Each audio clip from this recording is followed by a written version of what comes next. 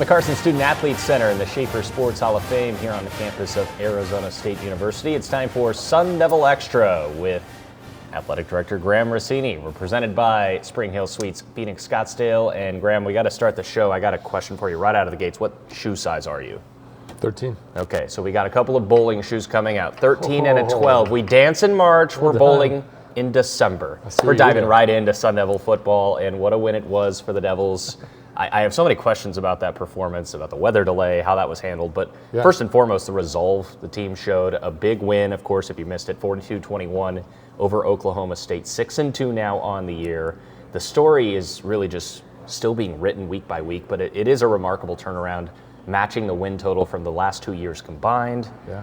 It was a gutsy win, and that's kind of been the whole season story for ASU. Yeah, I mean, it was a memorable way to get bowl eligible. I think kind of the nature of the travel, Oklahoma State, not a team that we've historically had a lot of success. I think I saw it's been since 1993. Right. Since we've beaten them home or on the road. We had a really poor performance there 2 years ago, and so it was nice to kind of atone for that.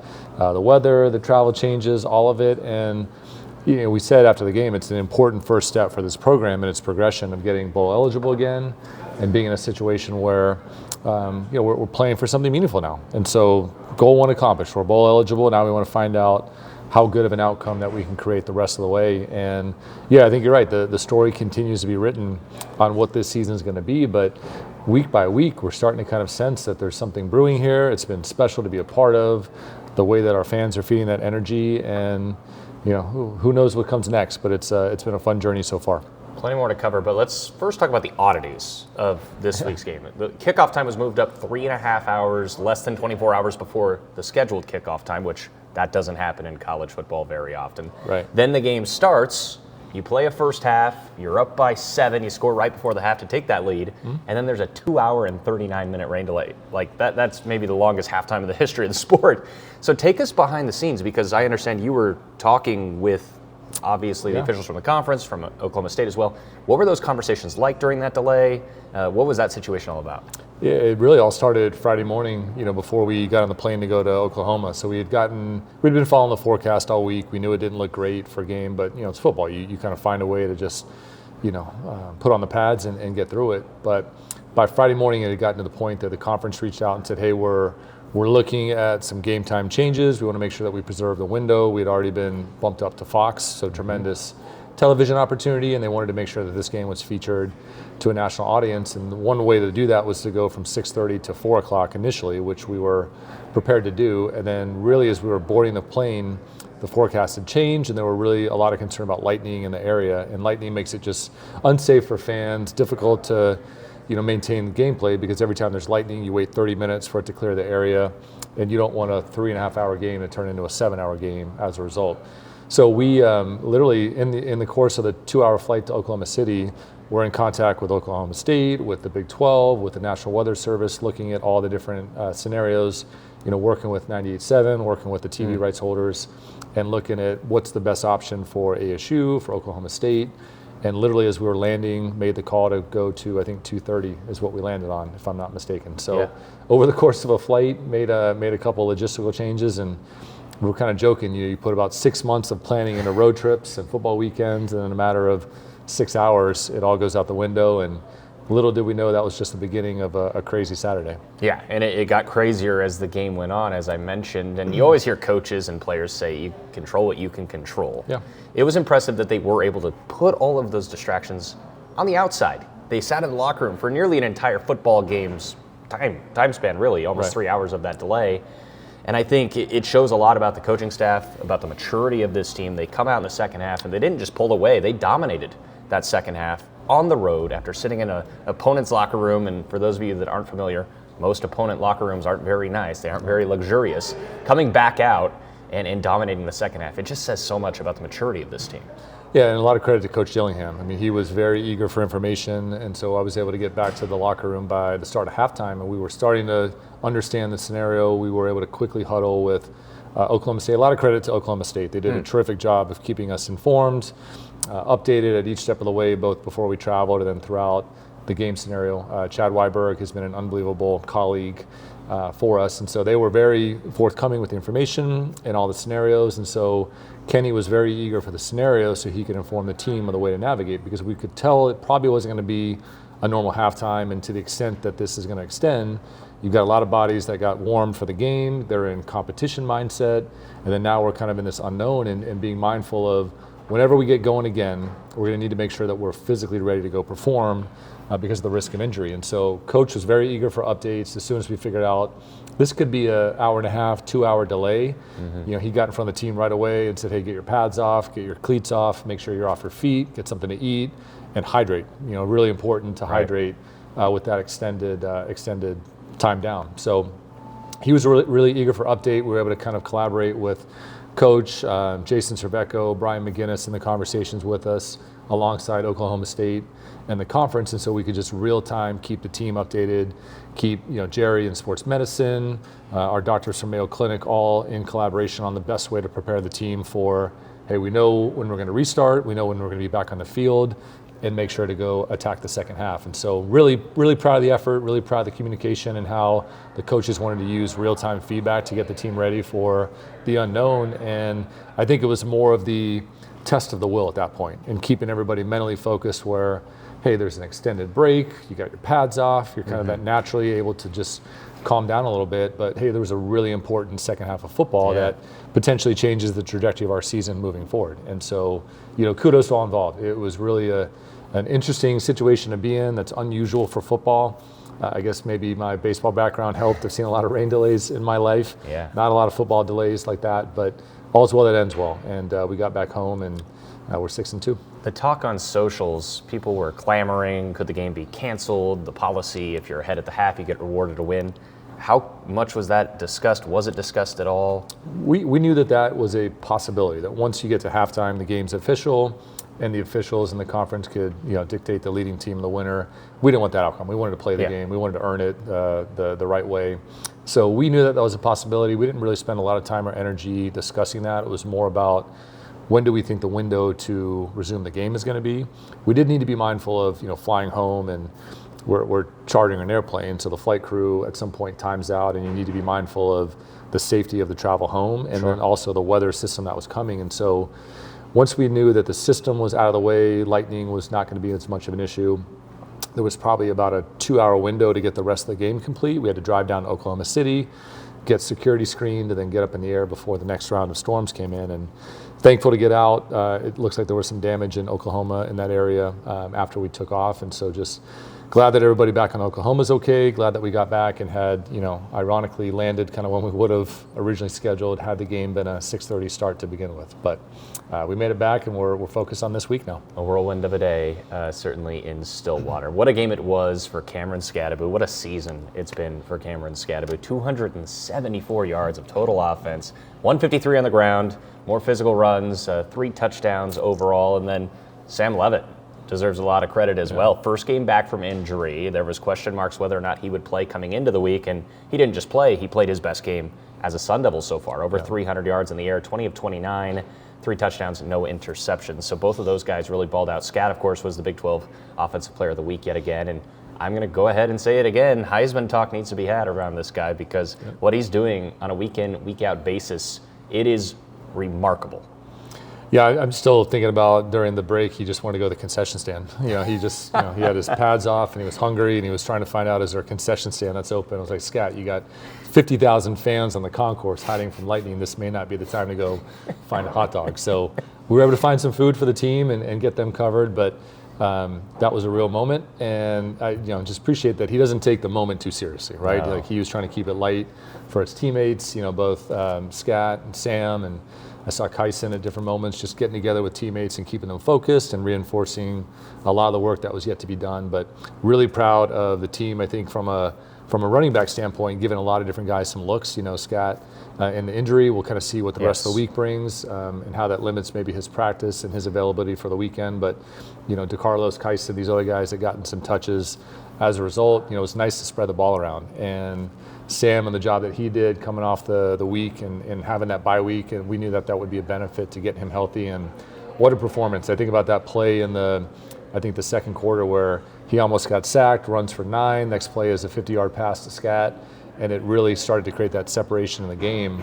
A lot of credit to those two guys for the way that they led this team and really kind of drove us to success. And I think we're going to go as far as they go. You mentioned the Levitt play, escaping from pressure. Doug Tamaro, of course, who's been here longer than I've been alive. I'm sorry, Doug.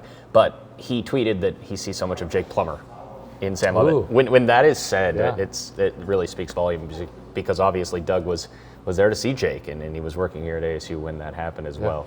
Again, I'm sorry, Doug, for calling you out like that. Scat had more yards than Oklahoma State as a team, by the way. So that just goes to show the defense. They were also locked in the entire way through. They deserve praises. Okay, now you're back at home for the first time in basically a month. They're 4-0 at home this year. You have UCF, beautiful weather, 6-2 ball club, like we said. Yeah. Scat doubtful to questionable, as we said, with the injury. So that is a storyline going into the UCF game. But it's the salute to service game. A lot of excitement, of course. Sun Devil Nation, this is your chance to see this team and to build off this energy. It should be quite the Saturday night in Tempe.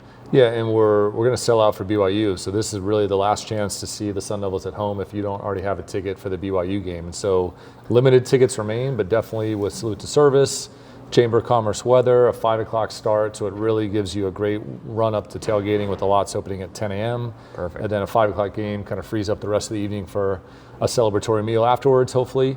We're doing a lot with the Pat Tillman Veteran Center in order to get student veterans and alumni veterans into the game. That's going to be a wonderful point of pride throughout the in-game.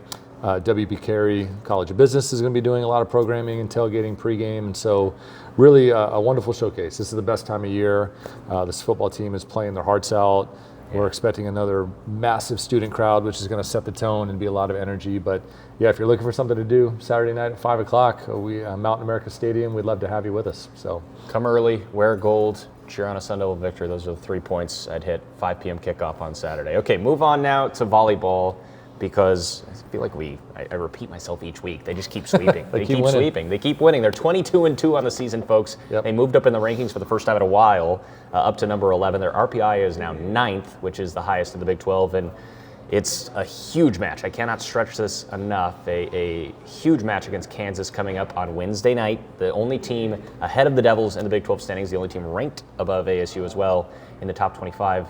So it's one of those matches, I should say, where the winner's going to have the driver's seat in the conference standings. Yep. ASU gets to play it at home. It's what you absolutely live for if you play sports, a chance to defend your home floor against the other powerhouse in the conference, if you will. Yeah, I'm fidgeting because I'm so excited for this game. I mean, it's amazing 2 years later that we're in a situation where we've got a mid-November home game with a chance to really solidify a path to a conference championship. And very fired up. This is going to be a lot of fun. We're at Mullet Arena Wednesday night. We've got a large crowd expected for volleyball as well. We've already got 800 student downloads for the game, and mind you, 1,000 for hockey is about all we can handle. So we're 24 hours out as we're recording right now and trending in a great direction for a packed student section thanks to W.B. Carey and a student project. A lot of students have really taken the marketing of this game in particular as an assignment, and so it's great to plug in our sports business and young marketers into this effort to kind of drive a lot of attendance. And Mullet should be packed for volleyball tomorrow night. As you mentioned, really the winner of this game really has a nice pathway to go control their destiny the rest of the season. We want to compete for an NCAA host bid for the first couple rounds. We want to be in a position to control our destiny as we get into the postseason. I feel pretty confident at this point that we're going to have some NCAA tournament volleyball in our future. Yeah. And just really excited. I mean, again, we've had many of the young women on this show. Coach Van Neal's been on the show, and just they're so connected, they're so together, they're playing as a unit, and the results are really speaking for themselves. And so a big one Wednesday night, and we can't wait to get that volleyball game underway. Yeah, so come out on Wednesday. Of course, that's the marquee matchup, number 11 ASU against number 8 Kansas. 7 p.m. is when that will get going. But if you can't make it on Wednesday, you could also come Friday. They play Kansas State at DFA, and every match is big from here on out, and that's another big one, of course. So good luck to Coach Van Neal and the volleyball team. Hopefully they can keep the momentum going. Now we'll stay on the hardwood, talk about basketball. The men's team got going on Tuesday night against Idaho State, but a big weekend coming up. Santa Clara on Friday, neutral site game in Las Vegas, and then a matchup with the number 6 team in the country, Gonzaga, who had a great game last night against Baylor. So it's going to be a big weekend for ASU, the men's side of hoops, I should say, kind of being thrown into the fire early on with some some tough competition. I know we've talked about that in the past, but specifically about the road challenge with Gonzaga, and then for the rest of non-conference, a bunch of neutral site games as well. What was kind of the strategy behind the neutral site games especially? We'll find the best games. Yeah. Has always been the mindset. And the nature of just schedules and conference realignment, you're really chasing RPI and the net and strength of schedule and all these different metrics that could come into play. And so, a lot of credit to Coach Hurley on wanting the biggest challenge and the best games. And the way that the schedules were evolving this year with everybody moving into new conferences, you just had to go where the games were. And so the great part about Gonzaga is that's going to be a reciprocal home game. So we'll go to Spokane this year, play up there. The next year they make the return trip back to play at Desert Financial Arena in front of our fans. That'll be a terrific matchup. Obviously we're going to the Maui Invitational next season. And so really trying to find great games, but where we can start to package these home and homes where we're willing to go on the road if it earns us a chance to bring some of these legacy basketball programs back on campus. And we know our fans love those matchups. And so that's been a big reason for it. And then from there, Santa Clara, we're going to be in Atlanta for a tournament later in the year. We're going to be on the East Coast as well. And so Palm Springs. Yeah, Palm Springs over Thanksgiving. So just finding the best games and making sure that we've got the right challenge and the right environment to prepare the team for the Big 12, because as we've talked about a lot on the show, it's going to be a challenge when we get into the conference slate, and we want to make sure that we've given this team and this coaching staff enough chances to kind of get ready when the games are really mattering in January. We teased this last week. Graham just said it. We'll stress it again. Maui Invitational next year. This is huge. I got to find a way on this trip, by the way. I'm going to start tanning already. It's not for a year, but that is a huge step for this program, certainly to be going to the Maui Invitational next year. But of course, plenty of basketball to be played before that. Meanwhile, women's basketball, they got going on Monday night, and Coach Adair and company battled through kind of a choppy game, if you will. A ton of fouls called in that game. It was a first game, so you kind of expect a bit of choppy play. But how about Ty Skinner? 30 points. Again, if you come on this show, good things happen. 30 for Ty Skinner in her first game back after missing all of last year with a torn ACL. A win over Jacksonville State by the final of 74-66. Yep. She's so much fun to watch, Graham. It's amazing what she can do with the basketball in her hands. Yeah, that was, I think for anybody that's followed Ty's journey, transferring to ASU, being a really key contributor in her first season, missing last year, and that happened right before the season started, which was heartbreaking. And to watch her lead on the court, we've missed that for the better part of a year now. And I knew she was having a good game. We saw the box score right after, and Carter Kaplan on Coach A's staff said, hey, Ty put up 30. And then you look at the box score, and sure enough, she put up 30. And just game on the line, give Ty the rock, let her do what she does. And really proud of her stepping back in, having the kind of success that she did, and then really excited about the kind of complementary cast around Ty as a scorer, but a lot to like in terms of the athleticism, the size, the physicality on the roster this year, and I think it was a testament to how they won the game. They were more physical than Jacksonville State. They were able to stay in the game for all 4 quarters, and there was a moment in that third quarter where you could tell the tide is shifting because we were more in shape, we were more physical, and we wanted it more than they did. Back at home Friday, 3 p.m. against Arkansas State. Had to battle through foul trouble in that first game. I think Friday will have a better shakeout of what this team could be. Yep. One more in this first segment, and it's a big one. Triathlon National Championships. I understand you're heading down to Orlando on Thursday to witness that. The Trinity that we're talking about. Coach Cliff English ready to go, try to defend that national championship yet again. Just what are your thoughts going down to Florida to witness that and hopefully bring home another national title? Well, it's been another kind of weather-related scenario where the hurricanes that have come through Florida this fall, unfortunately, have affected the course that they had planned. And so the original lake or body of water that they were going to use for swimming on Saturday is not available. And so they had to pivot and incorporate a plan into Friday, which is great because now I can go and I want to be there for at least one of the 3 legs of the competition. And so I'll fly up Thursday night, be there Friday for the swimming competition. They'll do run and bike on Saturday as part of the competition. But just excited for Coach English. I know he's got his team ready to compete. This will be the first event all year that they've had their A team together. They've been at different events all over the globe. And so the nature of the sport is unique where you're trying to get different people qualifying points to get to the national championship. And so this is the first time that they'll really have their top competitors in each of those disciplines able to compete and represent. It's the first time that we're competing off campus. We've hosted this event many times, and first time in Florida. Hopefully the weather gives us an argument to earn that back. In the next couple of years, we want to be very competitive in bringing that championship back to Tempe because we believe in the course. Obviously, it's great for our fans and the supporters of our triathlon program, but there's a really good situation here for USA Triathlon, and so we're trying to remind them of that. It's part of my mission on the trip this weekend. But yeah, I mean, going for 8th national championship, and ironically, U of A in their second year of the program is going to be probably some of our steepest competition, and so a little extra layer of motivation to take down the Wildcats in the championship round, and hopefully come back with another trophy.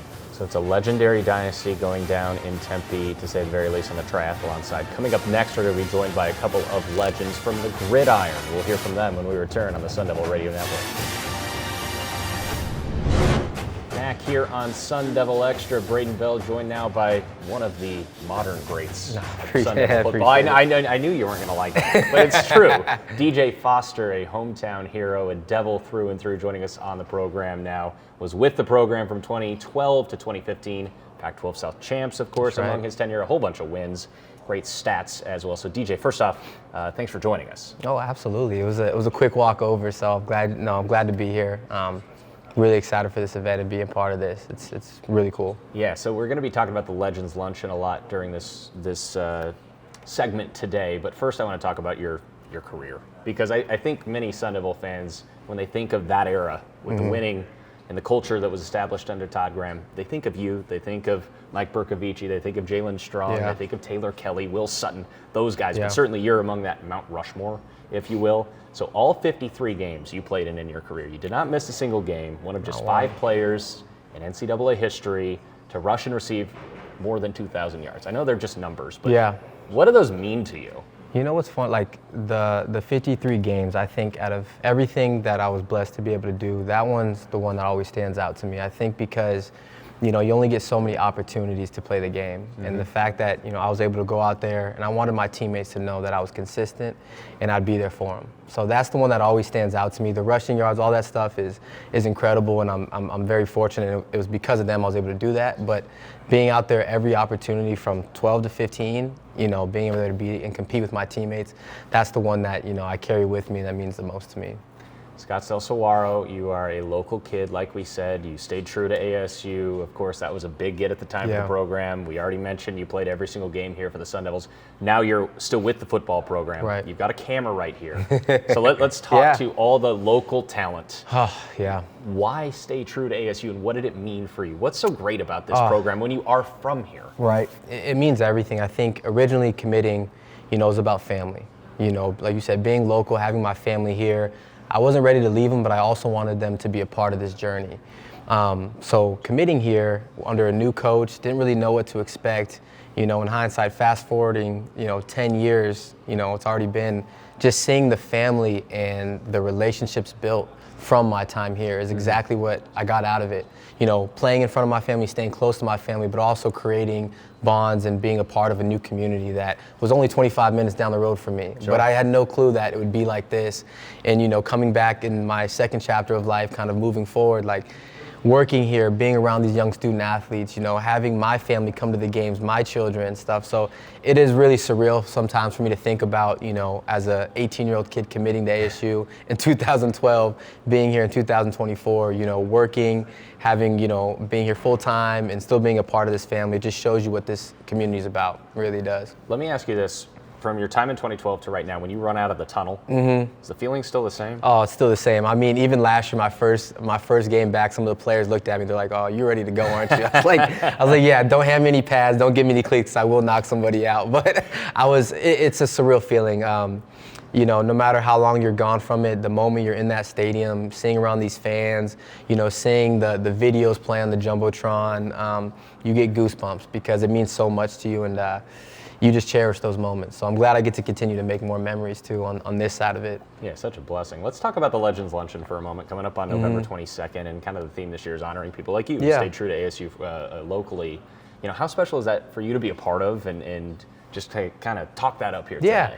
I just have so much pride with it. I have so much pride, and there were so many great ones that have come before me. I mean, I'm looking at, Terrell Suggs across, right here, and there's so many great athletes that, maybe took a leap, whether it was a coaching change, whether it wasn't something that was popular doing. I mean, at the time for me, not a lot of local kids were committing. So I wanted to be different. I wanted to make a change, and that's why I carry it with so much pride, and I'm so passionate about it, because it's an honor. It's an honor to be called this hometown hero, to stay home and to put your energy and efforts into something that means a lot to you, into a community that was there for me throughout my high school career, that was around, and it's kind of mix and match. So it's incredible for all the guys that have played high school football here. A lot of them are still here with their families, and some of their families are playing, their sons, daughters are playing high school sports here. So it really is full circle. It's a community that there's nothing like it. You're still on the staff under Coach Dillingham. You're still in the building. You are the manager of player development. So for those that don't understand what that title means, I think some people out there probably don't. What does your day-to-day entail? Ooh, they keep me busy dealing with 120 18 to 23-year-olds. Everything from academics, housing, programming, career transition. A lot of the times getting, whether it's a high school student athlete or a transfer, getting them acclimated to ASU, making sure they're comfortable, getting the right classes, just getting immersed into the community and making sure they have all the tools and everything they need to be successful. And again, the things that were given to me here, just want to relay and give that back to the future generation. We already talked about that great era that you played here at ASU. Let's rewind to maybe one of the more iconic moments in Sun Devil football history. We'll go back to October 2014. You already know where I'm headed. I know where you're going. He knows where I'm going. But we all know the Jalen Strong Hail Mary. Yeah. We know that play. But I was wondering if you could take us through your perspective of that drive to get there, because I feel like a lot of people forget the rest of that game. It's just that one singular moment. I'm going to play the actual Hail Mary for you in a moment, but the plays leading up to that, what do you remember about that drive to get in position to make that play? A lot of big-time catches. I can think of Gary Chambers. I can think of myself, I had a touchdown. But just so many things that had to happen. And you are kind of in a 2-minute situation where everything's got to go fast. Communication needs to be quick. There's very limited room for error. So, that's all coaching, though. You practice those plays, and it's so fun, seeing Coach Dillingham, that stuff that we go over even today, like situations, understanding 2-minute, understanding 4-minute drill, all those things to execute when the game's on the line and you really don't have time to make an error and somebody's got to make a big play. And all the guys kind of in that drive. Of course, Jalen's the cap of all that stuff happening, but there's so many guys that made the plays, that made the blocks before that play to even happen. So Berkovici slings it from 50. I'm going to play this play for you now. The reason we're showing DJ this play is because you were the first person on the scene. You're the first person to hug Jalen. You noticed. You were right there. Well, that's why we had to show you. So I'm going to press play here and just kind of take us through what you remember from the play and what you're seeing here. So here we go, 7 seconds. Berkovici. He's just going to air it out deep downfield, and no white shirts around. Oh, Jalen Strong! Caught for a touchdown! Jalen Strong makes the catch for the touchdown, and the Sun Devils have won the game on a Hail Mary on the final play. So it's interesting, and so we would probably go back a few times. But you saw the Commanders had the Hail Mary a few weeks ago, and you look at the technique. They only rushed 3. Which sometimes every defensive coordinator has different thoughts on that. You give yourself time to throw. You're only rushing 3. You have plenty of guys blocking. I think that's DeAndre Lewis in the backfield blocking. And then again, you have there's a lot of technique to the Hail Mary throw. You got your jump ball guy, which is your bigger wide receiver, your bigger body, a guy who can jump high, which is number 21, Jalen Strong. You got number 6, Cam Smith, I believe, who's your back end guy. So if the ball does get tipped, you have somebody on the backside to help tip. And then that's me right in the front, just in case it gets tipped forward. I'm kind of the fall guy right there. So you have 3 guys in position, and I just couldn't believe it. I remember seeing it.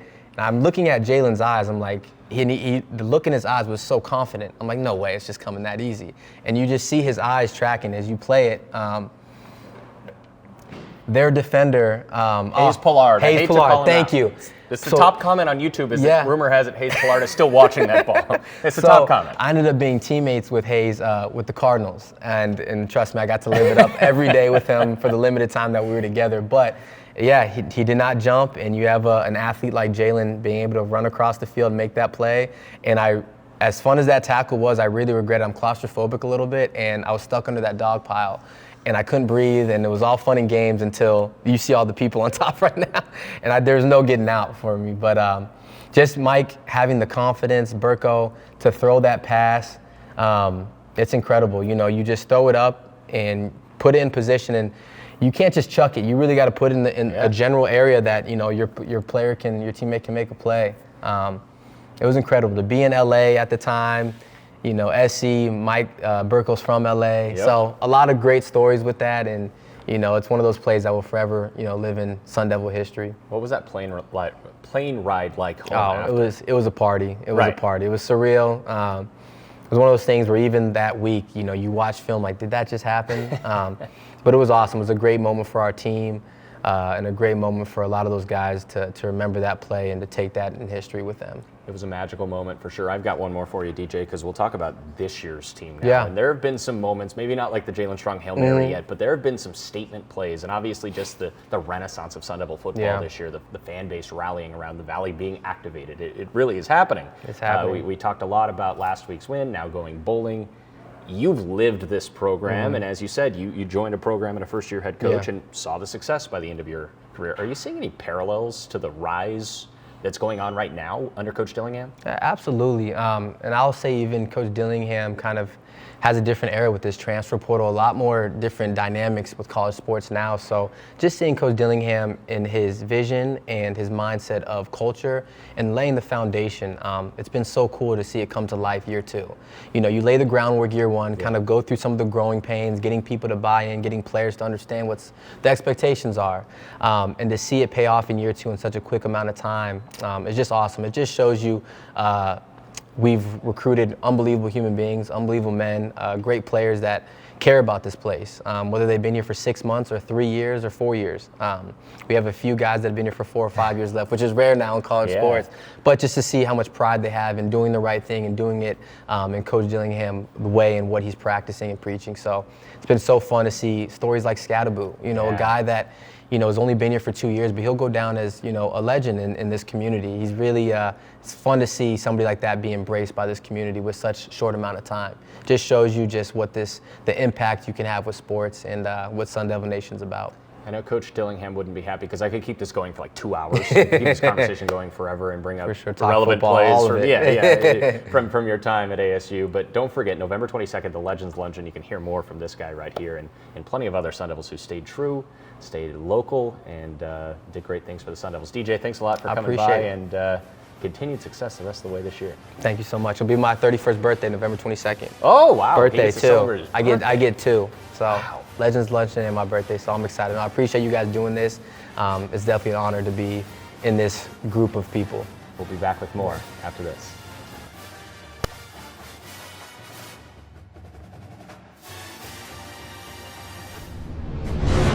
Back here on Sun Devil Extra, Braiden Bell joined alongside yet another ASU legend. We have a fun show today, folks, and we continue on that trend with Nathan LaDuke. And if you do not know about this guy, he may look innocent now, but he was a bad man for the Sun Devils, 87-90, roaming the defensive backfield for Arizona State. 3 seasons in the Sun Devil starting secondary, 13 picks over 3 seasons. That's a ball hawk is what we call that. Second team All-American his senior year as well. First off, Nathan, thanks for joining us. We just heard from DJ. Great to have you on as well, certainly. We're going to talk about the Legends Luncheon in a moment, but what's it like just being back on campus? Well, I usually try and come back a couple times a year, and I still am close with one of my old teammates named Kevin Minifield, who works in the athletic department. So it feels very familiar. It feels very comfortable. It's a great feeling. We mentioned those 13 picks over 3 seasons. I'll never experience this, and most of our viewers will never experience this. What is that feeling? I think it's 14. Did I get shorted? Yeah, I think. I shorted this man. I started all 4 years. So after my third. Oh, this is embarrassing. No, it's not. It's just, you know, it's been a long time. It's been 30 years since since I played. So. 14 picks. Okay, Yeah. The question remains though. What is that feeling like when you? It's got to be one of the better feelings in sports when you intercept a pass. You just ruin the other team's drive. What's that emotion like? It feels great. You know, I think it's a culmination of all the work that you do during film study, and what you try and do as a defensive back is find a point in the game where, you know, if it's a 3rd and long, 3rd and 7, 3rd and 8, and you've kind of pinpointed that they line up in this formation and this is what they pretty much do 70 to 80% of the time. And so most of the time a pick comes from having a little bit of a cheat as a defensive back. And so when you actually cheat and kind of put yourself out there, you get a little vulnerable because if it doesn't work out, then something bad might happen. But when you do that and then you pick it off, it's a pretty awesome feeling. Let me ask you this, because this is more of the nitty-gritty of football, but I find it so interesting, especially in the defensive backfield. You mentioned that film study, but you also have to have supreme athleticism, of course, to be a good defensive back. How do you go ahead and remember what you just saw in film, but also play free? Well, I think that just generally speaking, the defensive players are really aggressive. And so I think probably the most important thing for a defense is to play free and play fast. If you notice the best defensive teams that have been in history, they play really fast. They're swarming to the ball. So probably more than likely their schemes aren't overly complex, not overly complicated, but you have 11 guys that just run to the ball. And when you do that, then really great things can happen. A lot of turnovers, and that's how you can play free, and how everything kind of just gets dialed in, and you feel like you're in slow motion, but you're playing really fast. You just mentioned swarming to the football, and I think that's the best way I would describe this year's ASU's defense under Brian Warden. Scadaboo and Levitt, and the offense gets a lot of praise, as they should, deservingly so, but the defense has been solid week in and week out. When you watch this year's team, watch this defense, the way they swarm to the football, what impresses you the most? Well, I think it is kind of like that culture, and I know it's coming from the top down, and Coach Dillingham has it, and he's implementing it, and you can kind of see it. Like, I wouldn't say that ASU, if you took their roster and compared it to Ohio State's roster, that you're going to be able to match up necessarily, but I wouldn't doubt that if you match them up on the field, that we could do just fine, because the culture is such that everybody is doing what they're supposed to do for the team. And when you have 11 guys out there, and if the majority of them are doing what's best for the team most of the time, then the cumulative effect of that is greater than, it's like the sum of the whole is greater than the parts, right? Sure. So the 1 + 1 for ASU equals 4, and maybe 1 + 1 for another team equals 0, actually. So, and that's kind of, I think, what's happening, even though there's not, these, like, you don't really, like, on the offense, you've got Scadabo, right? Yeah. And you notice him, and he's have incredible stats, and he's fun to root for. So you look at that, and you always follow the quarterback, so that's easy. But on defense, there's not necessarily one guy. So it really is such a team effort, but it's a unit, and that actually is the beauty of football. It works out better that way. Football is meant to be a team sport, and if all 11 guys are flying to the ball, you don't have to have everybody that's a 5-star All-American, and it works out better. When you're sitting back watching this year's team, what's it like for you as an alumni, as someone who had a great career here? What's it like to be able to not only watch them have the season they're having, but just to watch them in general? Well, it's fun. I mean, no matter what, you always root for your alma mater, and you root for these guys, and there's a fraternity that is built throughout this, and it started a long time ago, and it continues on, and so we all will have this common bond together because we've all done the same things. We've suffered in the same ways. We spent our time in the locker rooms. Regardless of how much nicer all the facilities are, it doesn't matter. Kind of the principles and the core of everything that you do is the same. And so we've got that in common. And so you're rooting for your guys, like, essentially kind of like your brothers. And so it's fun. I mean, when they're doing well, it's fun, and when they're not doing well, most of us are pretty grumpy. And you think back to like a Camp T. You think of summer workouts in 115 degrees. Like, I'm sure that bonds you together. You know exactly what they're going through. It definitely does, and I think that as I've gotten older, I think that I get you get more sentimental about things. Because in our minds we probably all like to think that we can still get out there and do it, but the reality is we're not even close to doing that. We all think we're pretty tough. I'm sure I get out there and get knocked out by somebody really quick. So now the fun comes from rooting for these guys, and it's just sentimental. And when you see the culture kind of change the way it has, it's just awesome. And Coach Dillingham has said it. What did he say? Ignite the valley. Or Activate the valley. Yeah, there you go. Yep. And it feels like we're getting closer. Yeah. To having just some true Sun Devil football fans, and hopefully we can maintain some consistency throughout the coaching staff, and keep getting the same kinds of players here. And even in this new conference, we don't exactly know, because there aren't the Oregons and there aren't the USCs of the past, right? We don't really know who it's going to be, and so right now, maybe, as it stands right now, it looks like we could be there, right, with BYU. That could be a huge game. Yep. So it's super exciting. Doors open in the Big 12, certainly. The door is open. Okay, Yeah. let's keep the sentimental vibes going. I'm not trying to draw any tears, I promise. But the term Sun Devil for life. Yeah. What does that mean to you? Well, I think for me specifically, it was super important for me. Like, I worked really hard my entire life. My father may have been looked at as a little bit radical back in those days, where he had my older brother and I doing training when we were 5 years old. And it was fine for me. It was perfectly suited to my personality. Some of the neighbors would think that is a little bit of child abuse. But that level of commitment from that age, I maintained that all the way through, and I had this massive desire to, play in college and then go on and play in the pros. And so, doing what I did here and having that great experience with all my teammates, and even though these facilities are so much better, I mean, we had the opportunity to play in front of 75,000 people quite often during that period, and that's an incredible feeling. Yeah. And so it is a little sentimental.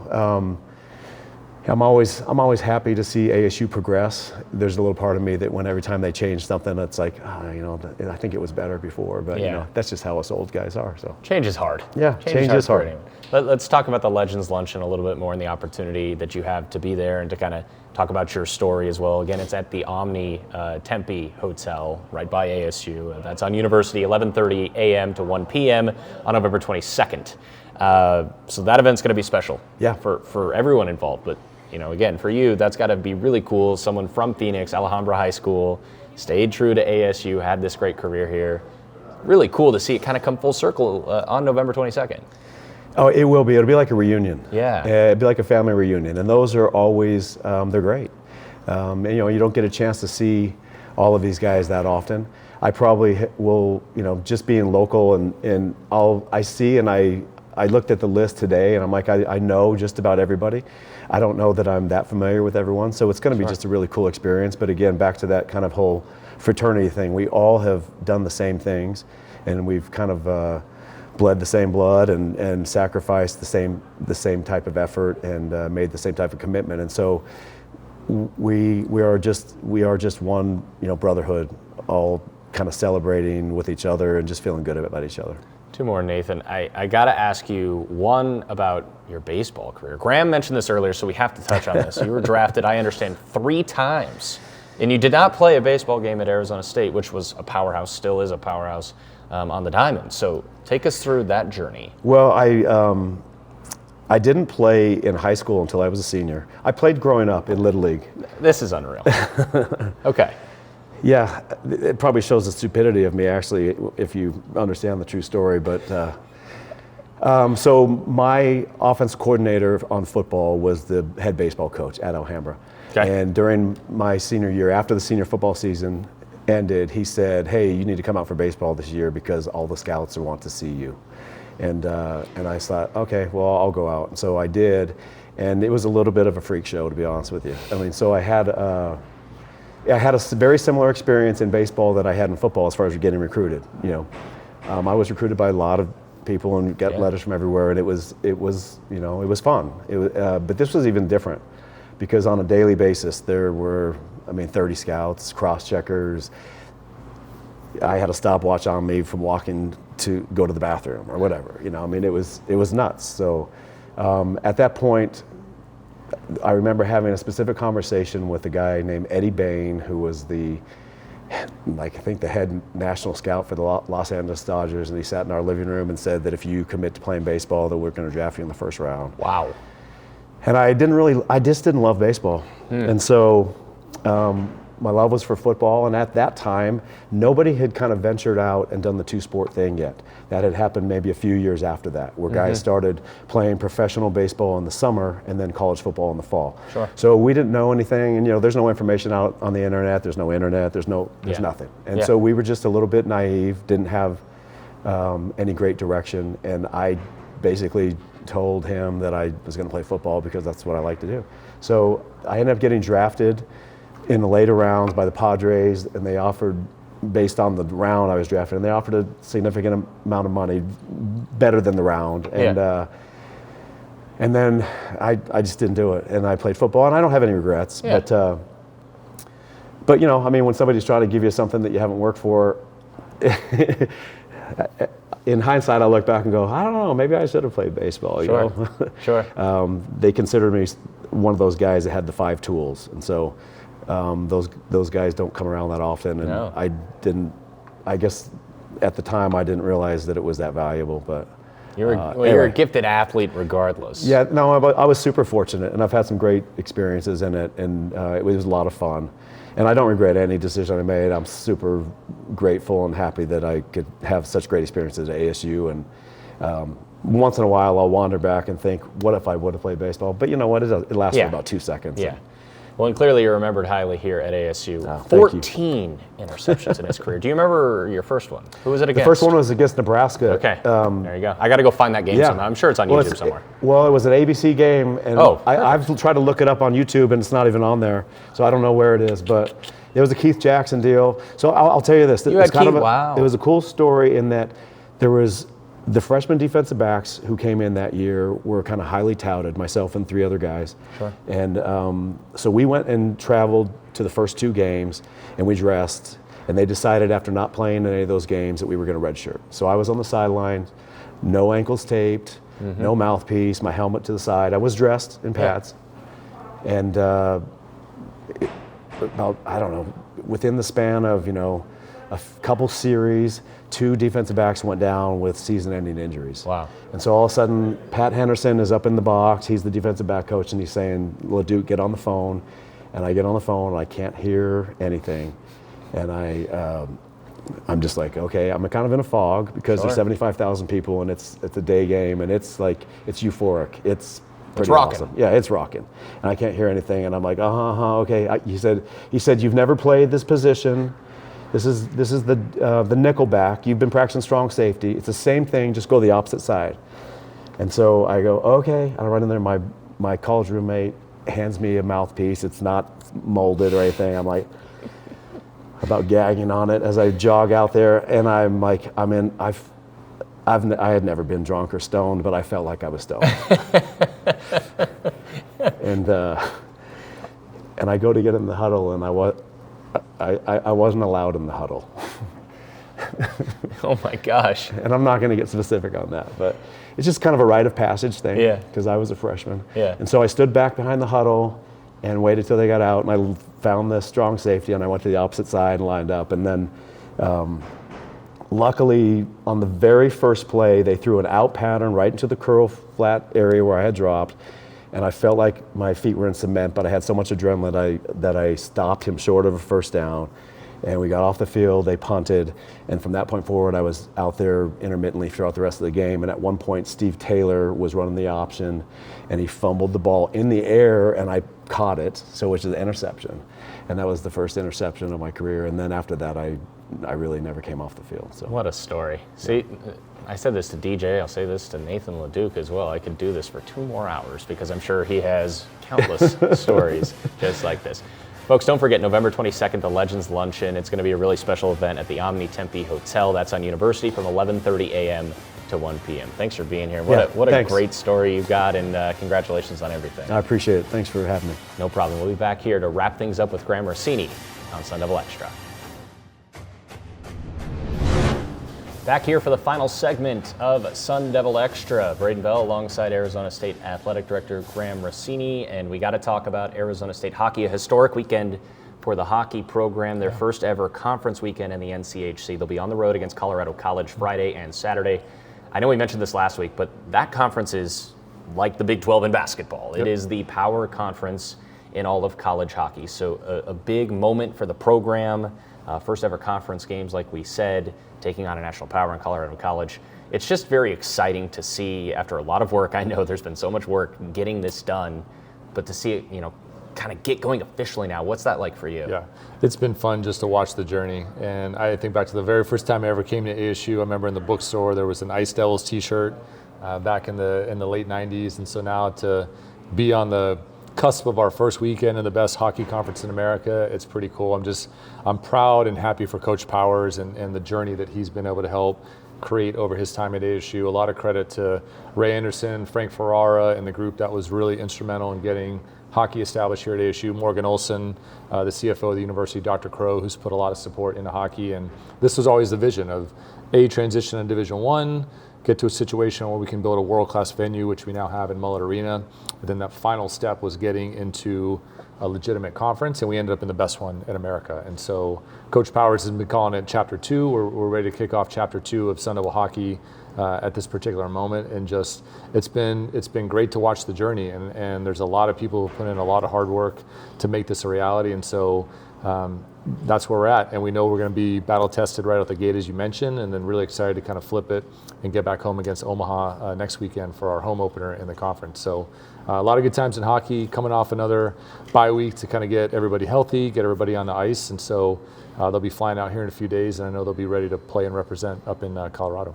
Seems like every single week we have a first of something, whether it's Big 12 related, a performance individually, something. There's been a first almost every single show. Why is this first significant?